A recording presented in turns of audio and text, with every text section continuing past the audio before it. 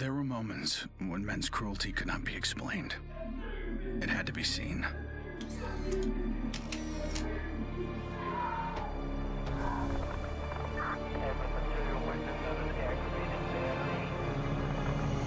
The perfect shot pierced our numbness, sent up a flare to save the next generation, and said, "This is where we've been. Don't follow." Then there was no one left to heed the warning. And the only one left to save was yourself. My earliest memory is war. It was a conflict so complex that it could never be resolved.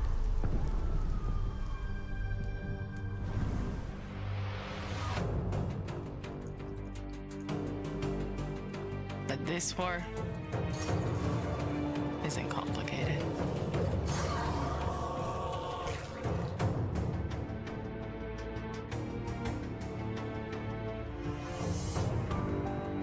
Death is still heartbreak.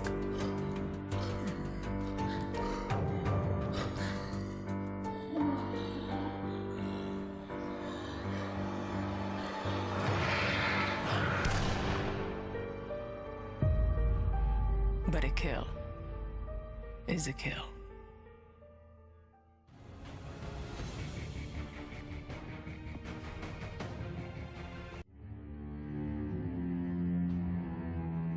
Don't play in the dirt, Ethan. Stop fighting, Ethan. Be polite, Ethan.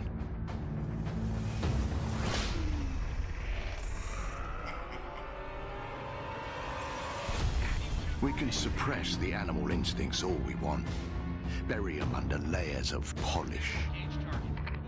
But they exist for a reason. When we lived in a genteel fairy tale world, somebody did the dirty work out of sight. But when the fairy tale turned nightmare,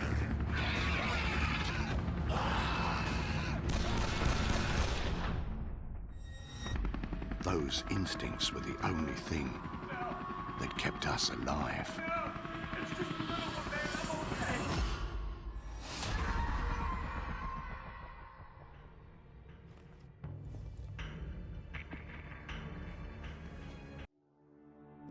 Where there is life, there is light. The glow of hope. At times, it burns brightly,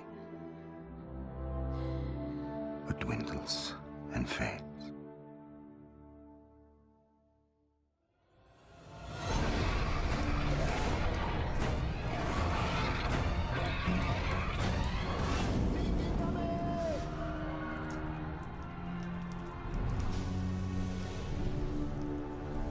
But once it is lit, we must never let it die.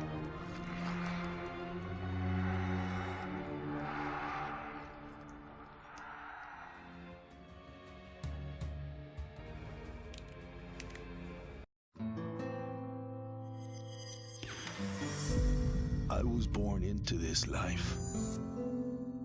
I suffered for it. And reaped the rewards. I could tell you that I didn't want it. That I tried to get out. But I got no reason to lie anymore.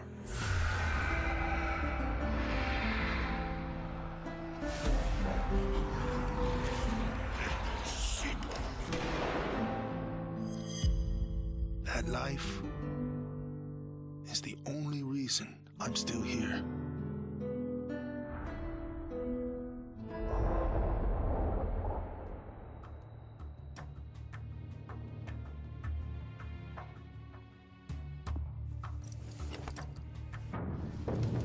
We're so small, really.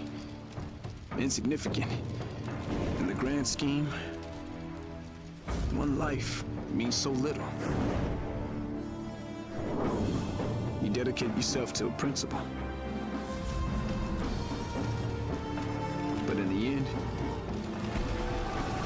It's out of your control.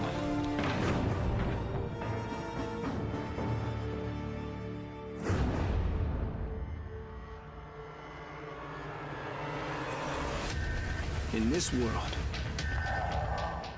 principles get you killed. You lend a hand, it gets torn off.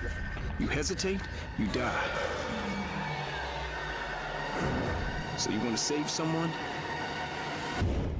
Save yourself.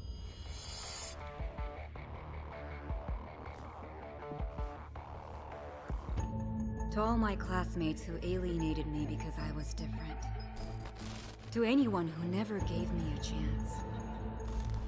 To the people who ignored me while I hid behind zeros and ones. Thank you.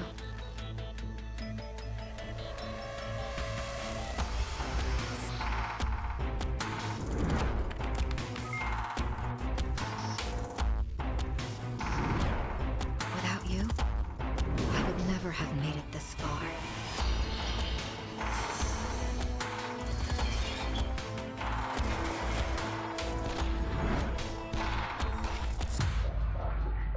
I would have been weak and dependent. I would have ended up just like you.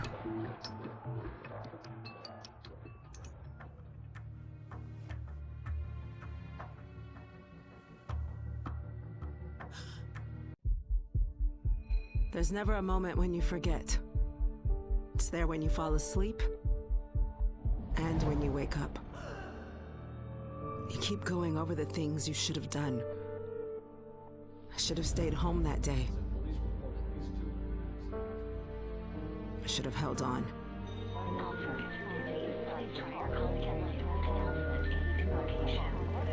The agony is always there.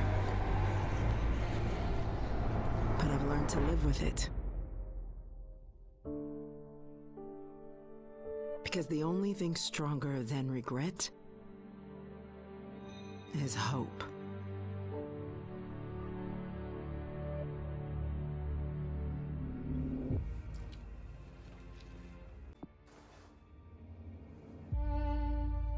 I was never afraid of Cachet the Deathless. I laughed at the fairy tale of this undead phantom. A woman of science would never fear such silliness. But what do we know?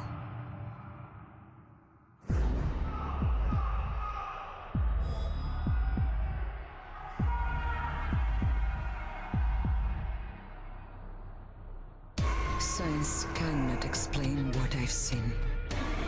And in the face of such horror, there is no logic.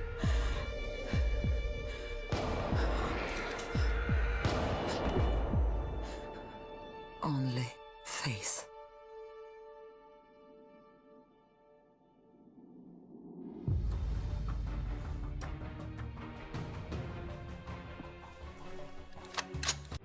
I was just a boy when the Soviet Union collapsed. The nation was divided in two. Those with power, and those without. At 8 years old, I learned the price of weakness.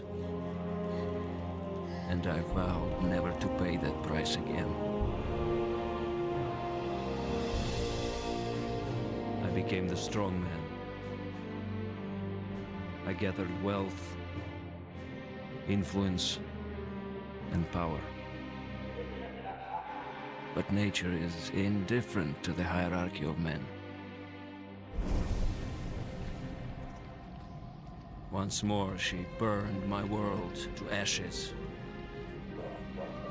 leaving only bitterness and the rage I would need to survive.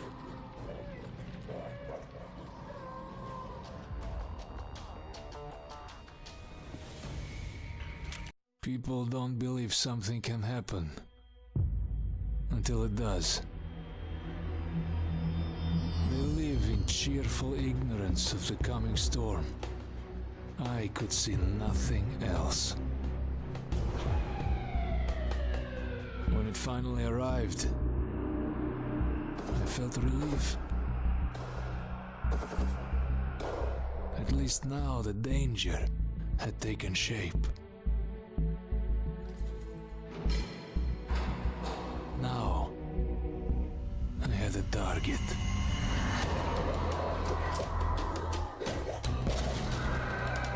And I didn't have to fight alone.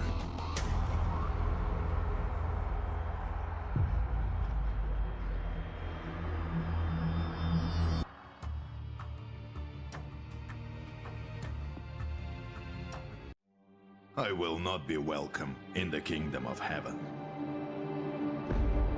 That fate was never in the cards for a man like me.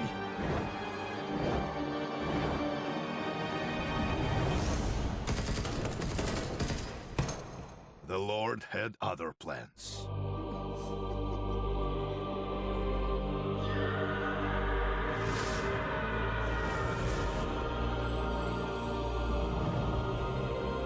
I have made my peace with God.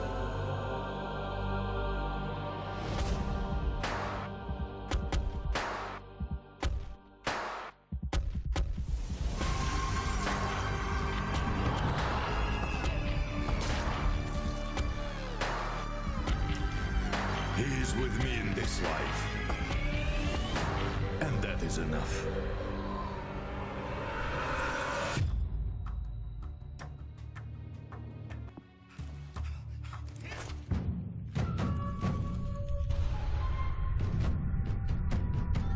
I was 11 years old the first time I felt the ground shake. My instinct was to leave. But my grandparents wouldn't hear of it. This is our home, they told me. We don't leave. I came to live by that code. Earthquakes, tsunamis, typhoons, they're all part of life here. We accept them. We don't leave. When the evacuation was announced, I rejected it. This wasn't our way. Then I saw them. And I understood. This wasn't another disaster. This was a war.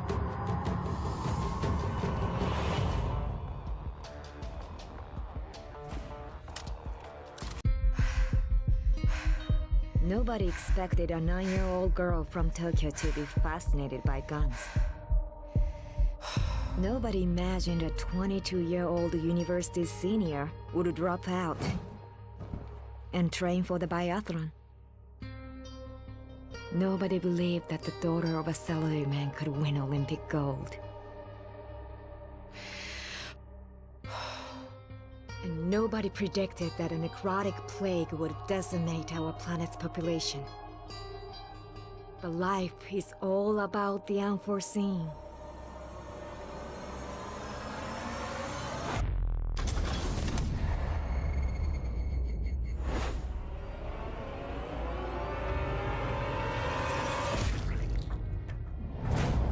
And nobody saw me coming either.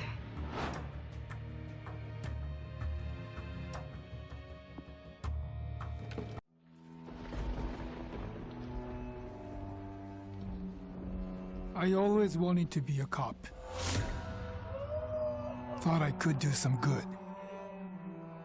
But the scum on the street kept destroying lives. While I was wrapped up in red tape.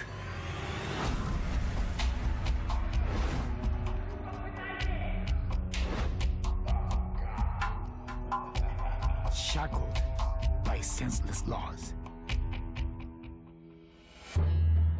The virus stripped all that away, left us to fend for ourselves. And finally, the chains were off.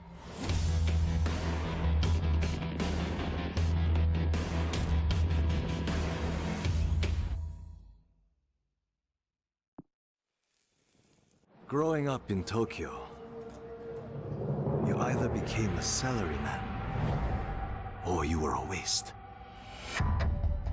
If you asked around, It's safe to say I was the latter. They said I lacked self-control. That I shamed my family. So my father sent me off to relatives in the States. Turns out, Americans care a lot more about earnings than honor. Which worked out fine. Until the Zeke showed up.